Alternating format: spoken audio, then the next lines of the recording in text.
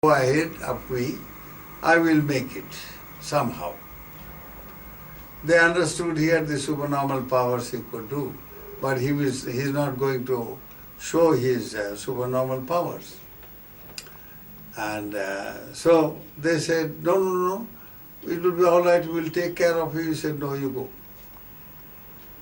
Now the story of his becoming blinded there is an interesting aspect of this story, and I will relate that to you. It seems before he became blinded, he was having this eye trouble. The tears flowed all the time. So the village doctor, who was an eye specialist, he said, Bhante, I can cure you, provided you lie down and take the medicine. He says, brother, I have undertaken Vipassana Dhura and the Dhutanga practice, austerity. I sit only in 3. He didn't reveal about that he was not lying. He refused to reveal that. Because if he revealed, then the others will think that he has supernormal powers, etc. And a Buddhist monk is not supposed to reveal his attainments. So he was very humble, he didn't reveal. He didn't take the medicine lying, so it didn't work. So the doctor one day, he said, Bhante, you are not taking the medicine lying. So if you don't listen to me, how can I cure? And he kept quiet. He didn't, give up his these 3 posture sadhana. So now, that is how he lost. The doctor also gave him up. He said, no, if you don't listen to me, don't tell anybody that you have taken my medicine. And I will also not tell anybody that I have treated you. No, it's your responsibility. So when he was given up, he went to the kutir and he said, look here, you Mahapala, now you have been given up by your doctor. Come what may, you are not going to be a slave of your body. Let anything happen. You will not give up your pursuit of enlightenment. In 3 postures, come what may. That is how he had lost. Because he didn't, even at the cost of his life, he stuck to his method. But though he lost his outer eye, he gained his inner eye. That is all that mattered. So anyhow, these monks, they knew this and they left from Jetavana.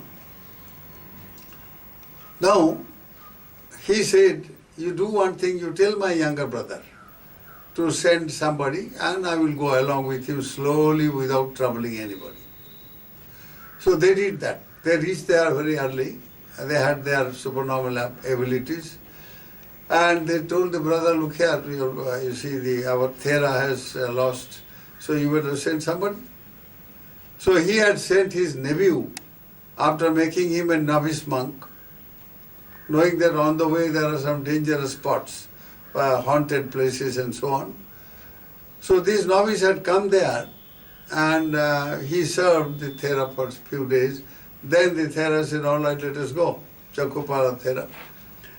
So this novice, a young man, now while going, they passed through an area of the jungle which is supposed to be haunted by all kinds of, the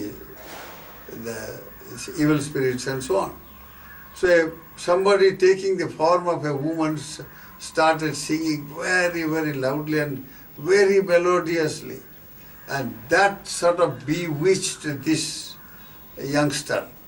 He got completely enamored with that sound. So he said, Bhante, you sit down here for some time. I will just go in and, I will come back soon. So he went in and saw this woman, a very beautiful woman, that was the form, and he committed an evil act. So when he returned, the Arahat knew that he has committed this evil. He said, nothing doing with you, you go. I don't go with you.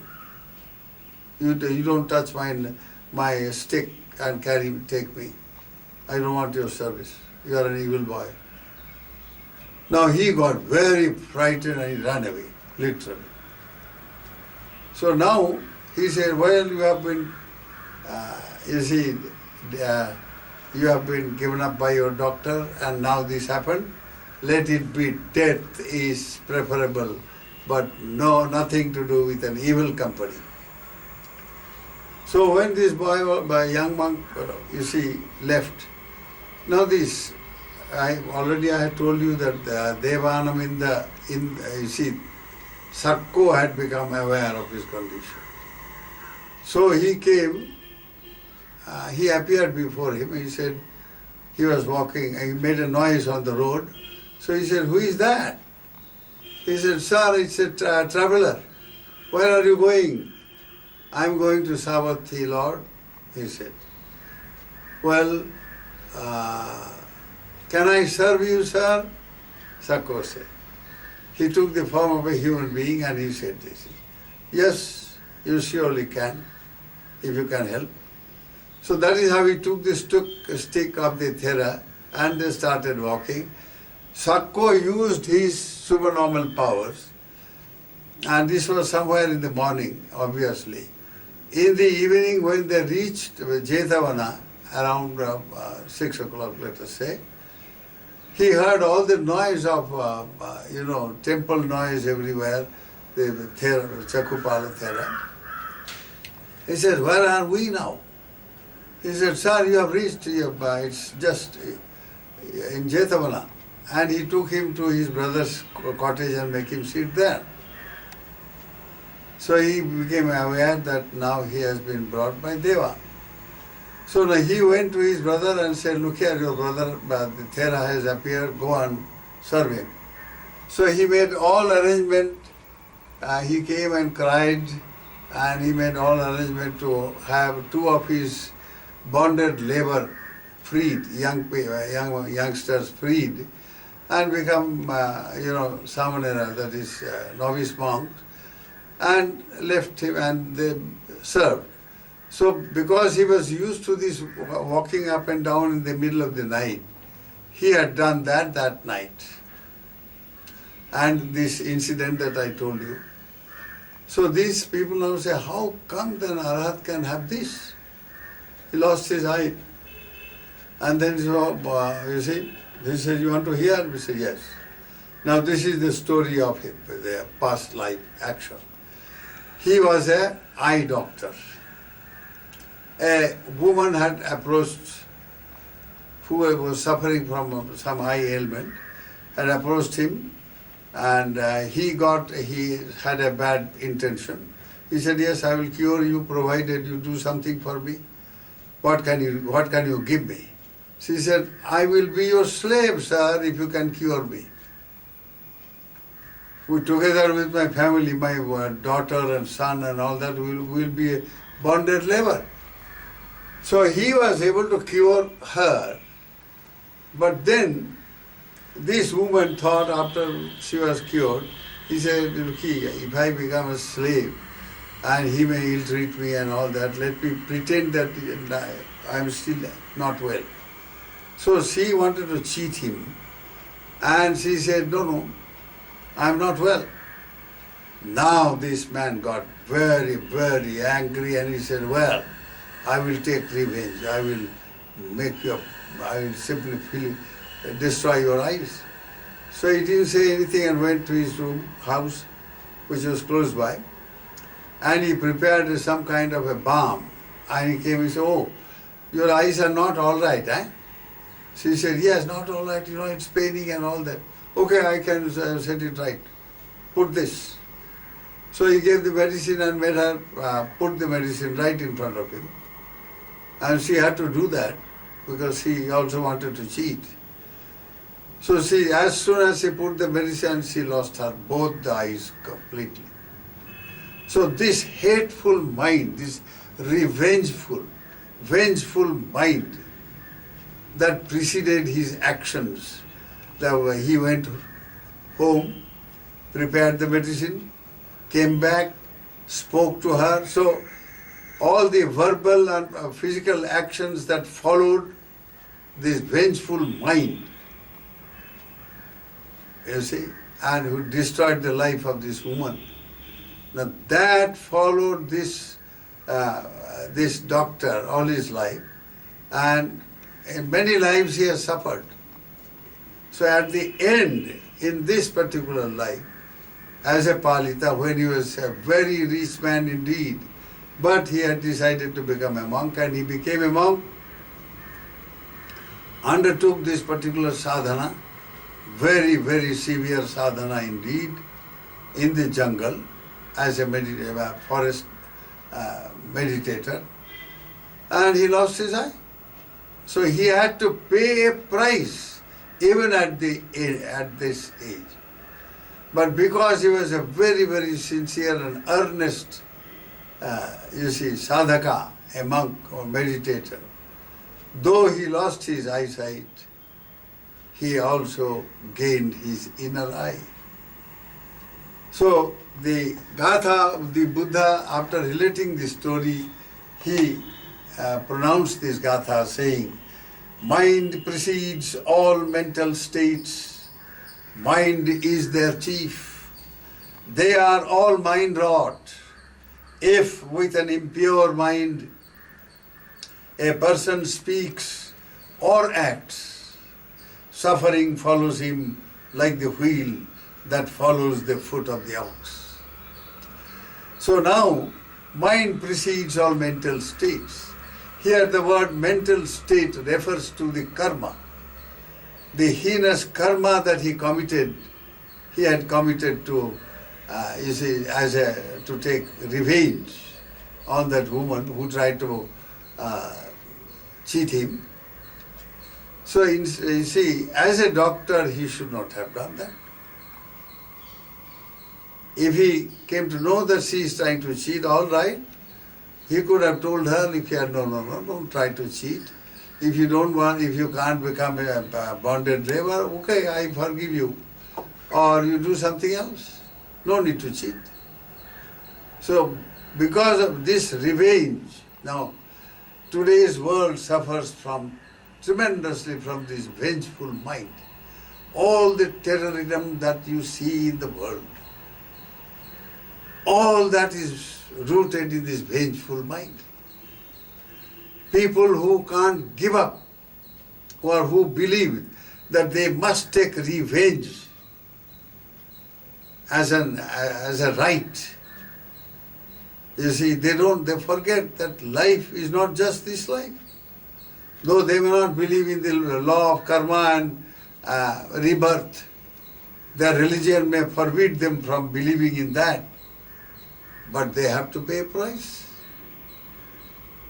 All that one suffers, all that one enjoys in life, all that is called life, that is our destiny itself, is the result of one's actions. Action has tremendous potency. So now the monks asked, well, Venerable Sir, you said that mind precedes our mental state. Now this karma, you see, that he committed, how is that the mind preceded that? He said, yes. He thought first of all to commit this vengeful action, then followed it up with his physical and verbal actions. So mind is supreme there. So mind here means the mental action. So before we commit any physical and verbal action, it is preceded by mental action. If you have, let us say a train, a railway train. Now a railway train consists of the engine as well as maybe 100 bogies. They are all traveling together.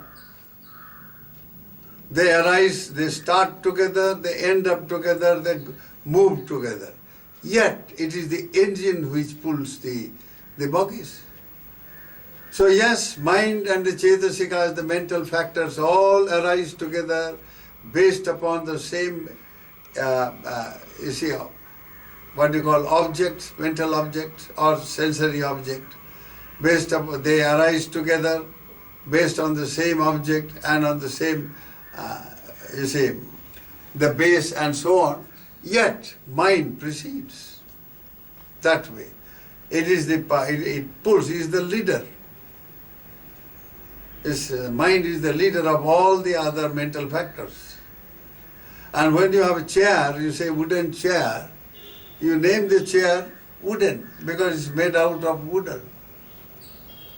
So all that, whatever actions we commit, verbal and physical, all these are preceded by a mental action. They are mentally produced.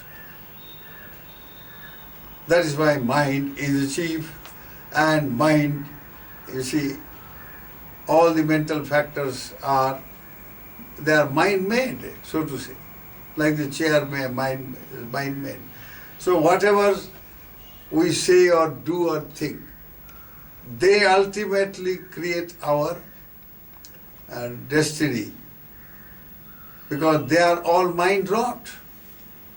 So the importance of action, particularly mental action, must be understood.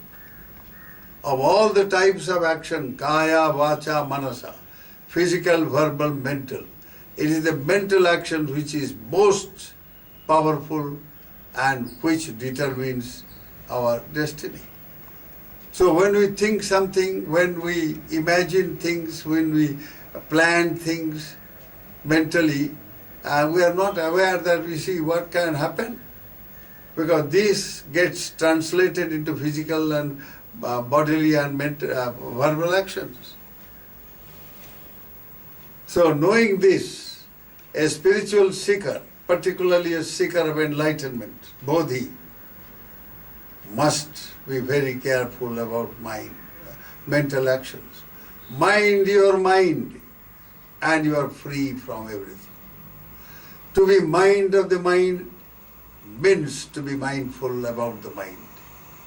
Cultivate mindfulness, my dear, from moment to moment. That is the one direct way to liberation, mindfulness. So today we end in this. The message of today's Gatha is be mindful. Under all circumstances, cultivate awareness, cultivate heedfulness. May the grace of Lord Buddha surround your lives with wisdom. May you all be happy and well. Sukhino bhavantu.